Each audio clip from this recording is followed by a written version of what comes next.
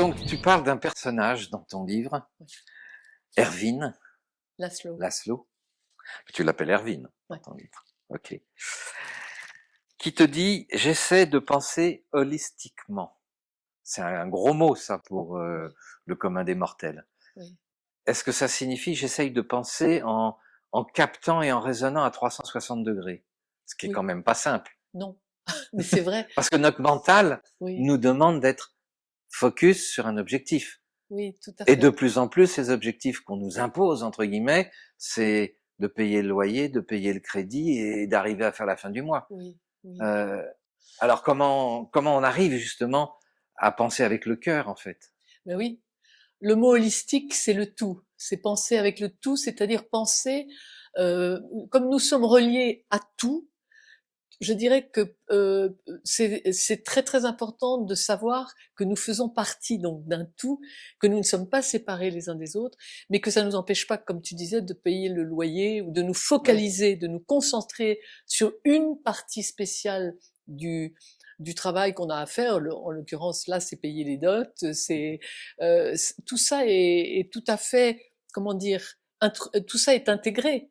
Donc la pensée d'Erwin Laszlo, c'est une pensée holistique, c'est une pensée qui est en arborescence et donc qui tient compte à la fois de la situation je dirais de la situation intérieure de la personne, l'état intérieur, l'état environnemental, elle se trouve où, à quel instant précis du temps, et en même temps dans un temps qui n'existe pas, puisque quand on sort, quand on va au-delà de la lumière, on n'est plus dans notre espace-temps. Donc, ce qui est très intéressant de cette pensée donc de Erwin Laszlo, c'est qu'elle a permis de tisser des liens par la physique quantique, par les connaissances en mécanique quantique, de tisser des liens entre les domaines scientifiques différents qui se croient séparés les uns des autres. La biologie est séparée de la physique, qui est séparée et ça c'était formidable d'avoir quelqu'un. Pour moi, c'est comme un chef d'orchestre. D'ailleurs, il est lui-même, c'est un monsieur qui Musicien. à l'origine était un enfant prodige du piano, hein, il n'y a pas de secret.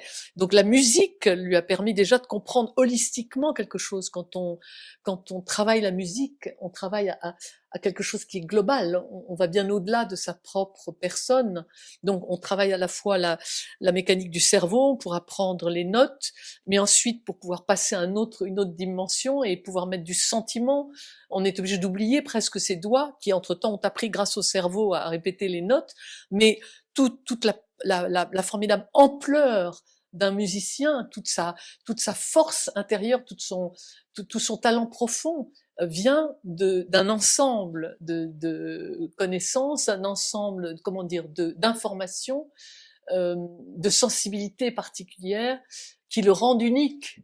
Et c'est ça un peu la pensée holistique, c'est celle qui permet de dire nous ne sommes pas que ce que nous voyons, nous sommes reliés aussi aux planètes, à tout notre système, à nos systèmes solaires, à différents univers, nous sommes reliés à tous, nous sommes reliés aux gens évidemment de notre famille, ou nous sommes reliés à nous-mêmes d'abord, parce que c'est d'abord nous-mêmes qui devons nous retrouver vers nous-mêmes pour pouvoir véritablement pouvoir rayonner sur les autres, il faut le revenir vers soi. Il y a tout un travail vers soi qui est fait par le cœur. Et ça, tu vas nous expliquer justement cette rencontre dans ta conférence avec Erwin, Oui, tout ce que ça t'a apporté, ce que ça t'a ouvert, qui sont peut-être autant d'informations pour les gens qui n'osent pas lâcher leur âme artistique et qui oui. pour autant vont comprendre que ça permet d'ouvrir ce cœur. Oui, alors je parle pas directement, ou je peux parler effectivement selon les cas. Vous pourrez me poser des questions d'Erwin Laszlo proprement dit. Là, ça dépend. Je pense que là, je vais surtout parler des 5 découvertes fondamentales scientifiques qui m'ont amené à vraiment parler de la contagion du cœur.